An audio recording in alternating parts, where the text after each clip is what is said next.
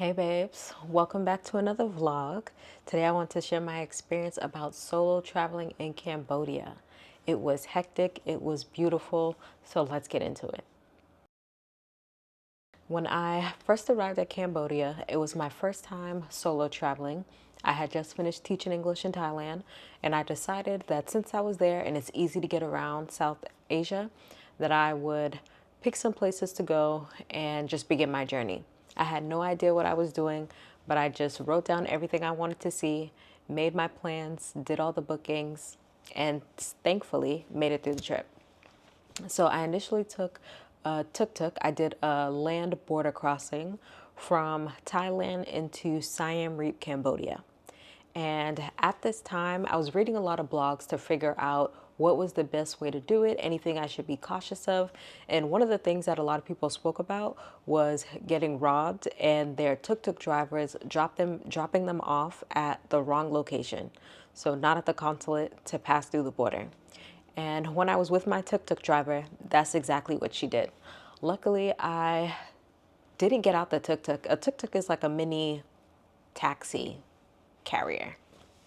They're probably a lot more popular now. So if you look up what it is, I'm sure you'll see a lot of people posting their videos and their vlogs. But I looked up what the consulate office looked like so that I knew when I got there that I would be at the right place just in case it was her intention to drop me off at the wrong place.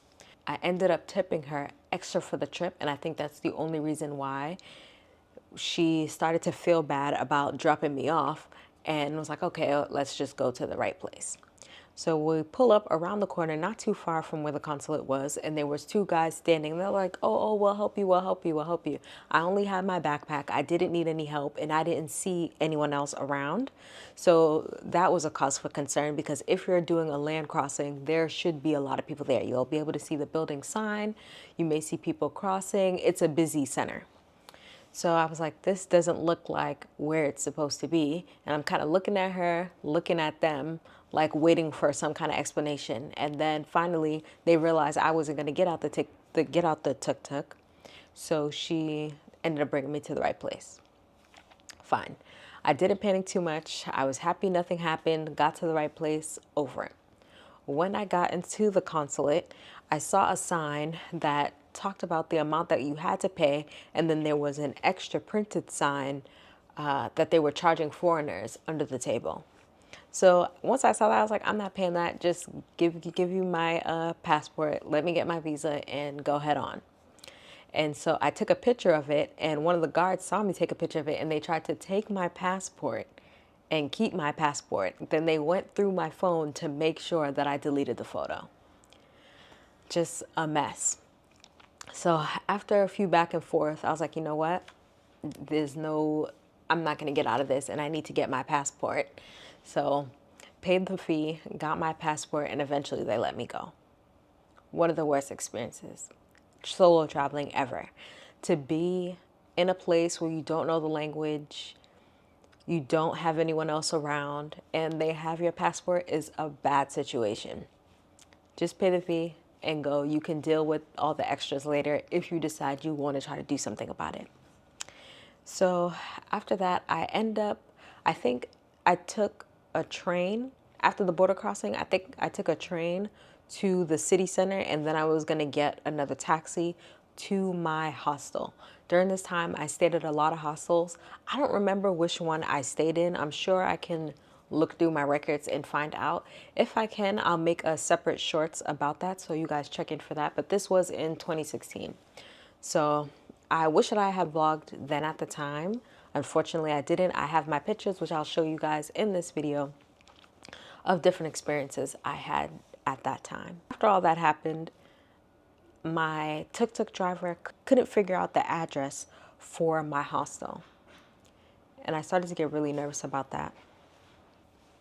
So once my tuk-tuk driver couldn't figure out where to go, I started to get really nervous because I almost didn't trust that he didn't know the address. I took a photo of the address in their language and also in English just to make sure that there wasn't any confusion. I also took pictures of like the surrounding area, whatever I can find online, to try to help with the directions as much as I could.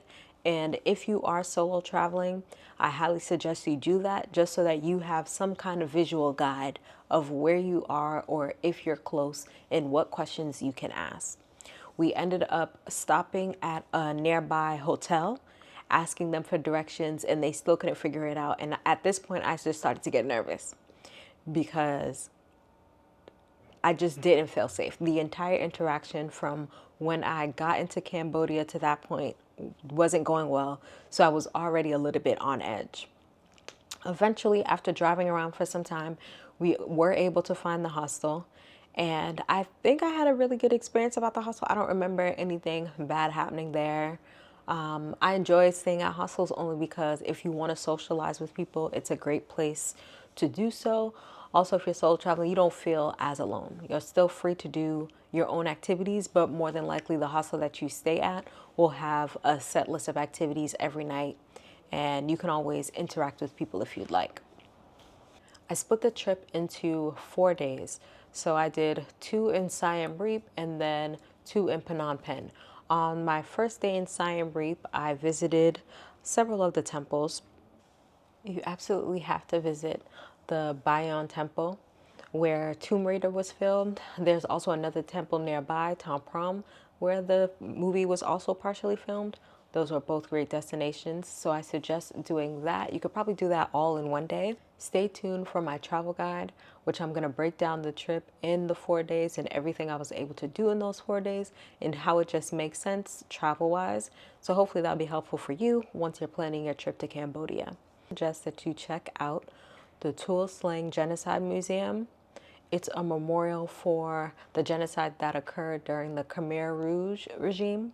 It was 1 in 4 people that died during this time from 1975 to 1978. So within a short period of time, a significant portion of the population died, and in horrible, horrible, tortured, treacherous ways. If you're not familiar with the genocide, I highly suggest you read the book First They Killed My Father. I read it in high school, and that's where I learned about the genocide. And so from there, I had some curiosity. And because I was in Asia already, I knew it was someplace I had to stop and see. It is a very, very difficult place to be, especially if you're very sensitive. For me, I felt nauseous the entire time.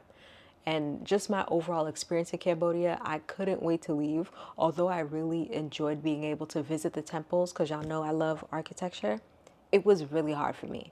It's like you can almost smell the death in the air, or at least I could. And I just could not wait to get out of there. Certain places you go and travel and your spirit is just disrupted. That's how I felt being in Cambodia. But it was a beautiful country overall, and I'm happy for the experience. If I do get the chance to go again, maybe I'll go for a day or two, but probably not longer than that.